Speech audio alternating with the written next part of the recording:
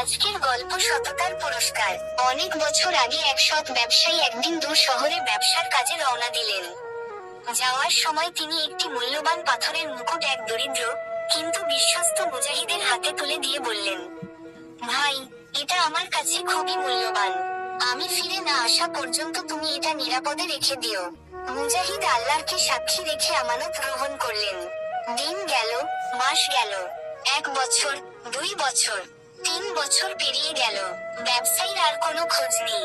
চারদিকে গুজব ছড়ালো, ব্যবসায়ী আর নেই, এই মুকুট তো এখন তোমারই হওয়া উচিত।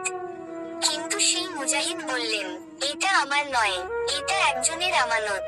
আমি আল্লাহর ভয়ে এটি কোনোদিন নিজের করতে পারবো না। একদিন হঠাৎ শহরে সেই ব্যবসায়ী ফিরে এলেন। তিনি তার আমানত অক্ষত অবস্থায় ফিরে পেয়ে কেঁদে ফেললেন। আবেগভরা কণ্ঠে বললেন, তুমি চাইলে এটাকে নিজের করতে পারতে, কিন্তু তুমি তোমার ঈমানের প্রমাণ দিয়েছো। তখন তিনি ঘোষণা করলেন, এই সততার পুরস্কার হিসেবে আমি তোমাকে আমার ব্যবসার অংশীদার করছি।